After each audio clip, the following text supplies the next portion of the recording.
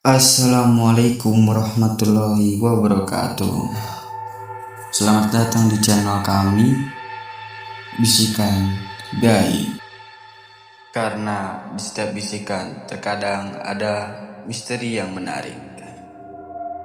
Gak usah pakai lama-lama lagi, langsung saja ke ceritanya.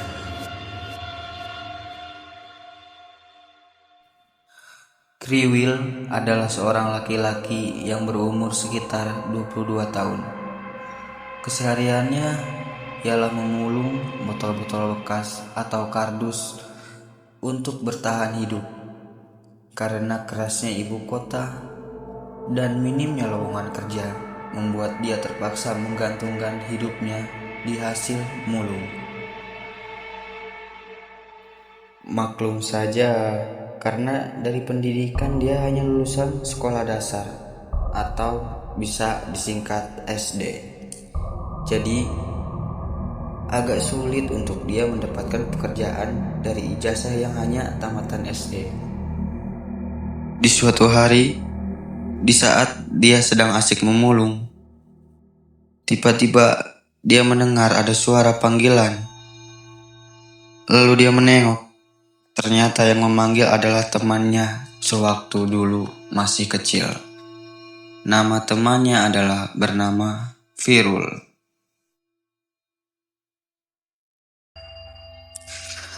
Firul adalah pemuda yang bisa dibilang cukup sukses. Karena di umurnya yang masih remaja, dia udah mempunyai sebuah rumah megah, satu buah mobil Pajero, dan 3 motor RX King. Karena dari dulu, Firul sangat suka dengan motor RX King. Sejak dia duduk di bangku SMP. Jadi wajar saja kalau dia mempunyai sampai 3 motor sekaligus. Dikarenakan obsesinya terhadap motor tersebut. Lalu, Firul pun menyapa Kriwil karena ia melihat Kriwil yang sedang mulung di pinggir jalan. Oh iya, perlu saya ingatkan, Kriwil adalah sebutan bagi teman-teman dia dikarenakan rambut dia yang keriting seperti Indomie kering. Hey Will, apa kabar? Lama ya kita gak ketemu? Pirul ya? Wah, hebat sekali. Rupanya kamu sudah sukses sekarang. Kamu bisa aja Will. Oh iya Will, emangnya kamu gak bosen ya hidup miskin terus? Ya, mau gimana lagi, Rul? Keadaanku kayak gini. Bisa makan aja udah alhamdulillah. Oh iya, Rul.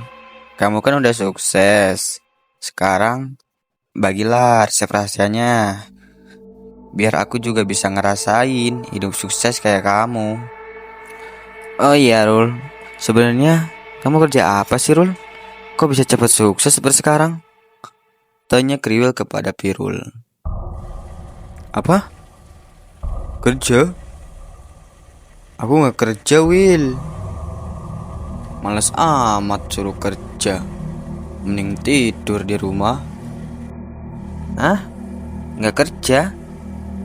Kalau kamu nggak kerja, kenapa kamu bisa sukses seperti sekarang? Tanya Kriwil kepada Pirul dengan penuh rasa heran. Jadi begini Will. Sebenarnya ada cara lain supaya sukses tanpa bekerja, kata Pirul kepada Kriwil. Maksudnya? Tanya Kriwil dengan muka penuh rasa penasaran. Bagaimana tidak toh? Selama ini dia yang kerja saja sampai banting tulang demi bisa makan. Hasilnya cuma segitu-gitu aja. Apalagi tidak kerja. Terus dapat uangnya dari mana? Setelah mendengar ceritanya Firul, Kriwil semakin kebingungan. Gimana tidak? Ada orang kaya tapi tanpa bekerja. Lalu tidak lama kemudian Firul pun menjawab. Sebenarnya aku pakai jalan pintas, Will. Dan aku juga niatnya mau ajak kamu supaya kamu tidak miskin terus. Aku coba pernah ngerasain di posisi kamu, Will, yang selalu dihina tetangga karena miskin dan hutangku menumpuk di mana-mana. Kalau kamu mau, besok pagi datang ke rumahku ya. Akan kuantarkan kamu ke tempat orang pintar yang bisa membantu kamu supaya bisa kaya. Ini alamat rumahku. Sambil menyodorkan kertas bernama Muhammad Pirullah, Jalan Cianjay, Kabupaten Cianjur, rumah nomor 57. Setelah itu, Pirul pun berpamitan kepada Kiwil karena ada sedikit urusan yang mendesak. Sementara itu, Kriwil mulai berpikir, apa aku coba aja ya? Siapa tahu yang dikatakan Pirul memang benar, bisa buat aku kaya. Lagian, aku udah bosan hidup miskin. Selalu jadi bahan hinaan, nyampai dijauhi keluarga karena ekonomiku. Ya, gimana ntar aja lah. Di keesokan harinya, Kriwil berpamitan kepada ibunya untuk bertemu temannya yang ada di kota Cianjay. Lalu ibunya berkata, "Tumben kamu sekarang semangat sekali nah. Memangnya kamu mau ngapain toh ke tempat teman kamu? Apalagi kota Cianjay itu cukup jauh loh dari sini." Biasa Bu, ada bisnis. Semoga kepergianku bisa merubah nasib keluarga kita Bu. Amin, amin. Ya sudah. Yang penting kamu jangan sampai meninggalkan sholat dan selalu ingat Allah ya nak. Iya Bu, tenang saja. Aku akan selalu ingat Allah Bu. Singkat cerita, Kriwil sudah sampai di depan rumah Firul. Betapa kagumnya Kriwil saat melihat rumah yang begitu megah dan corak-corak rumah ala Tionghoa dengan berbagai hiasan rumah yang tentunya tidak murah harganya. akhirnya kamu datang juga. Ucap Firul kepada Kriwil. Lalu Kriwil dipersilakan masuk untuk membicarakan soal apa yang sudah direncanakan dari awal, yaitu membahas tentang jalan pintas yang bisa membuat dia kaya mendadak. Oh iya Rul, lalu aku harus gimana sekarang? Apa yang harus aku lakukan sekarang? Tanya Kriwil kepada Firul. Yang sabar toh. Bentar, aku siap-siap dulu. Nanti aku antar kamu ke tempat dukun yang bisa memberi kamu menuju kekayaan. Jangan buru-buru toh.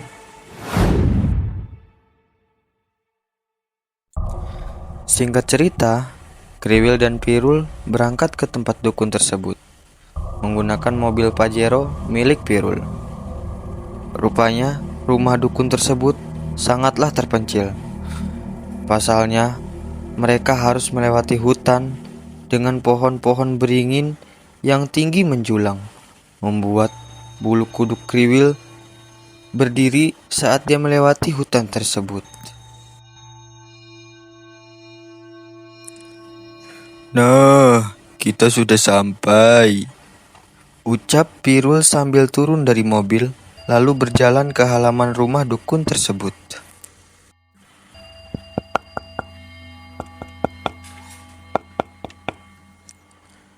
Misi. Pirul mengetuk pintu sambil berkata, "Ki, punten." Ya, Pirul.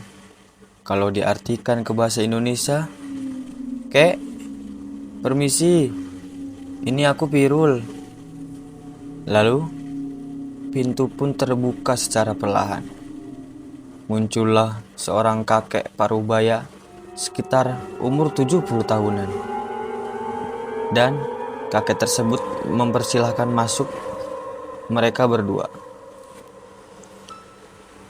Setelah mereka masuk, mereka dipersilahkan duduk di ruang tamu sambil disuguhi keripik singkong dengan kopi hitam. Kakek itu memperkenalkan diri. Nama kakek itu Kakek Wari. Panggil saja, saya Kiwari. Warga desa sudah terbiasa dengan nama itu. Ucap Kiwari kepada Kriwil. Singkat cerita, mereka membicarakan perihal kedatangannya, lalu Kiwari berkata, Sekarang saya tanya, apa kamu sanggup dengan syarat-syaratnya? Tanya Kiwari kepada Kriwil. Insya Allah Ki, aku sanggup. Asalkan tumbalnya jangan nyawa manusia ya Ki. Tenang saja, tumbalnya cukup kembang 7 rupa dan seekor ayam cemani. Setelah itu, Kiwari pun memberikan sebuah benda yang dilapisi kain mori atau bisa disebut kain kapan. Sekarang kamu buka isinya.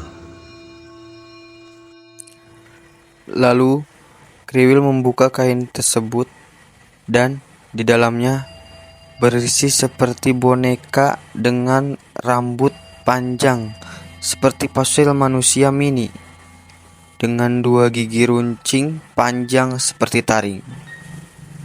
Ini apa Ki? Tanya Kriwil kepada Kiwari. Itu namanya Jenglot. Dan dia yang akan membantu kamu untuk mendapatkan kekayaan instan. Lalu caranya bagaimana Ki? Aku benar-benar gak paham sama yang kayak ginian. Cukup dengan memandikan jenglot tersebut dengan air kembang 7 rupa dan darah ayam cemani. Lalu kamu letakkan peti kosong di sampingnya dan kamu harus membandikannya di setiap malam Jumat. Keesokan harinya, kamu buka peti yang kamu taruh, dan kamu akan melihat peti itu dipenuhi dengan uang. Tapi ingat, jika kamu lupa memandikannya setiap malam Jumat, kamu sendiri yang akan menanggung resikonya. Dan jika itu terjadi, aku tidak ingin ikut campur. Baik Ki, akan saya laksanakan semua perintah yang tadi Aki suruh. Singkat cerita, Kriwil pulang dan secara kebetulan malam itu adalah malam Jumat. Lalu Kriwil mempersiapkan apa saja bahan ritual yang harus dia gunakan sesuai perintah Kiwari. Semoga apa yang dikatakan Kiwari benar ya. Awas saja kalau sampai Kiwari bohong.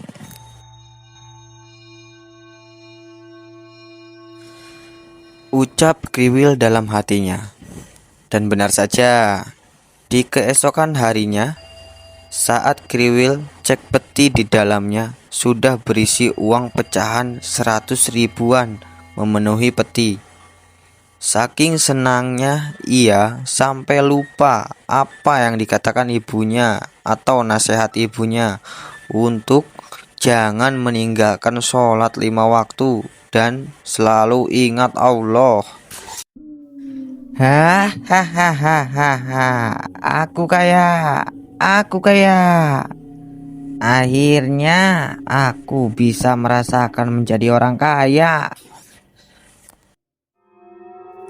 Setelah beberapa bulan menjalani ritual tersebut, Kriwil sudah mampu membeli rumah mewah dan sebuah mobil Toyota Alphard.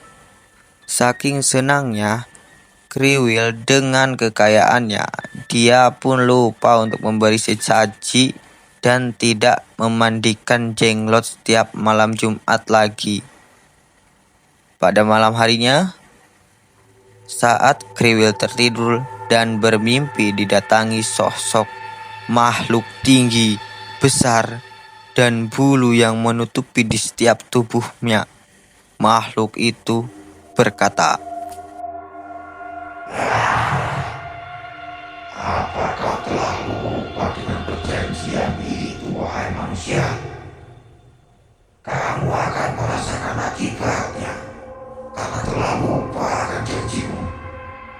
Nyawa ibumu akan kuambil malam ini juga. Tidak.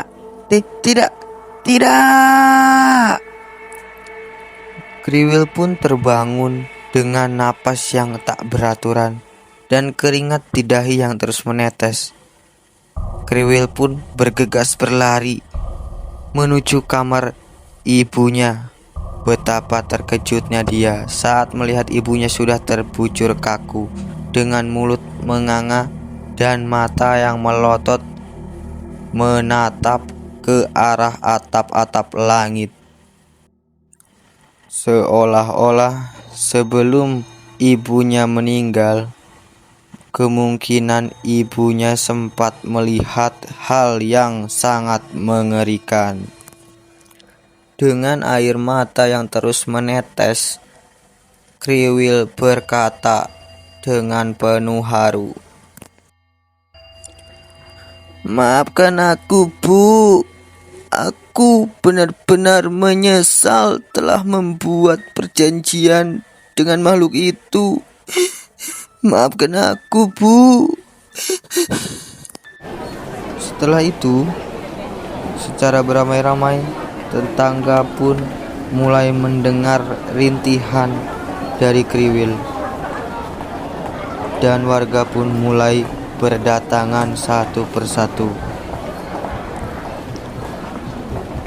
Mereka berbondong-bondong membantu mengantarkan ibunya Kriwil ke tempat peristirahatan terakhirnya. Seminggu berlalu setelah kematian ibunya, Kriwil terus saja diganggu sosok-sosok menyeramkan sehingga membuat dia sering sakit-sakitan. Dan Kriwil pun mencoba mengobati sakitnya.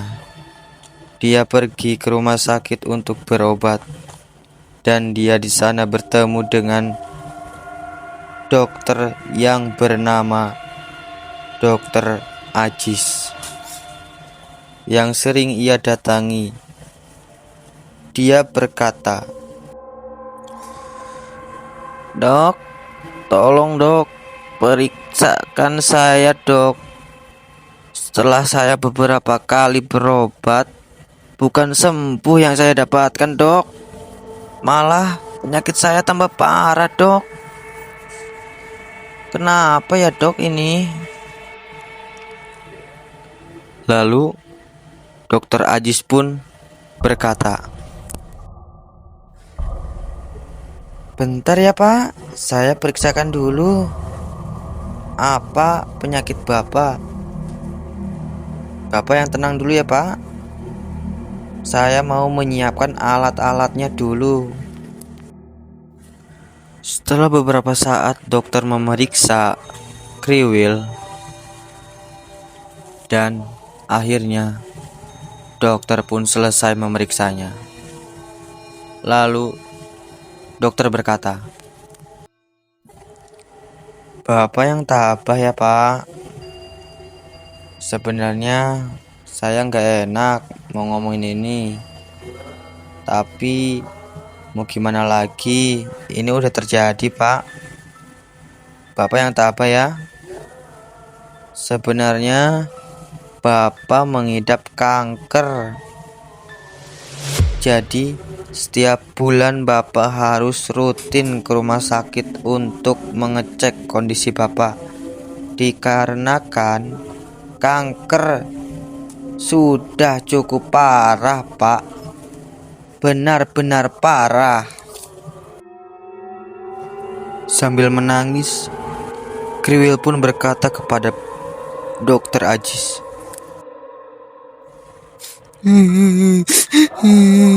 "Apakah saya masih bisa sembuh, Dok? Kenapa hidup saya seperti ini ya, Dok?" Dan Dokter Ajis pun menjawab, "Tenang ya Pak, tenang, sabar. Insya Allah Pak, jika Bapak menyerahkan diri kepada Allah sepenuhnya, Allah pasti akan membantu Bapak untuk mengangkat penyakit Bapak. Asalkan Bapak mau bersabar dan tabah ya." Sejak saat itu, Kriwil pun bertobat. Namun, kekayaan yang dia raih hilang sekejap mata. Semua ia jual untuk biaya pengobatan dirinya. Pengobatan penyakit yang amat susah untuk disembuhkan. Kecuali jika Tuhan berkehendak untuk menyabut penyakit tersebut.